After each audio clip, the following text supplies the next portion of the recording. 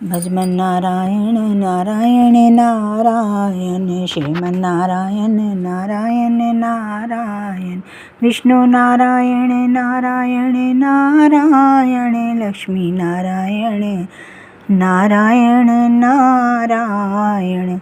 प्रभु मुझे सहारा है तेरा जग के पालनहार, कार्तिक मास महात्म्य की कथा करो विस्तार। राजा पृथु बोले, हे नारद जी, आपने कार्तिक मास में स्नान का फल कहा, अब अन्य मासों में विधि पूर्वक स्नान करने की विधि, नियम और अध्यापन की विधि भी बताइए। देव ऋषि नारद ने कहा, राजन, आप भगवान विष्णु के अंश से उत्पन्न हुए, तो ये बात आपको ज्ञात है, फिर भी आपको यथोचित विधान बताता हूँ। अश्विन माह में कुछ शुक्ल पक्ष की एकादशी से कार्तिक के व्रत करने चाहिए। ब्रह्म मुहूर्त में उठकर जल का पात्र लेकर गांव से बाहर पूर्व अथवा उत्तर दिशा में जाना चाहिए। इसके बाद जो मनुष्य मुख शुद्धि नहीं करता, उसे किसी भी मंत्र का फल प्राप्त नहीं होता है।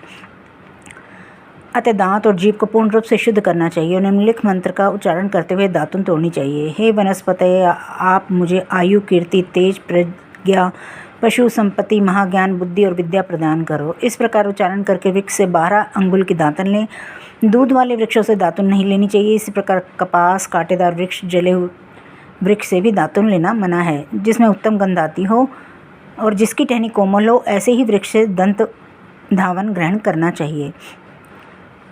प्रतिपदा, अमावस्या, नवमी, छठी, रविवार को चंद्र तथा सूर्य ग्रहण में दातुन नहीं करनी चाहिए। तत्पश्चात भली भांति स्नान करके फूल, माला, चंदन और पान आदि की पूजा की सामग्री लेकर प्रसन्नचित्त व भक्तिपूर्वक शिवालय में जाकर सभी देवी देवताओं की अर्घ्य, आचमनीय आदि वस्तुओं से पृथक पृथक पूजा करके प्रार्थना व प्रणाम करना चाहिए। फिर भक्तों के स्वर में स्वर मिलाकर श्री हरि का कीर्तन करना चाहिए। मंदिर में जो गायक भगवान श्री हरि का कीर्तन करने आए हों, उनका माला, चंदन, तांबूल आदि से पूजन करना चाहिए, क्योंकि देवालयों में भगवान विष्णु को अपनी तपस्या, योग और दान द्वारा प्रसन्न करते थे, परंतु कलयुग में भगवत गुणगान को ही भगवान श्री हरि को प्रसन्न करने का एकमात्र साधन माना गया है। नारद जी राजा पृथु से बोले, हे राजन, एक बार मैंने भगवान से पूछा है कि हे प्रभु, आप सबसे अधिक कहाँ निवास करते हो?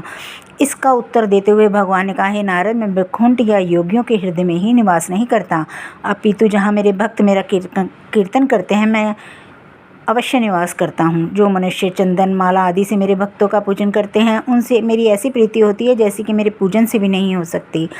नारद जी ने फिर कहा, शीरीष, धतूरा, गिरजा, चमेली, केसर, कंदार, कटहल के फूलों व चावलों से भगवान विष्णु की पूजा नहीं करनी चाहिए। अढ़ल, कंद, गिरीश, जूही, मालती, केवड़ा के पुष्पों से भगवान शंकर की पूजा नहीं करनी चाहिए।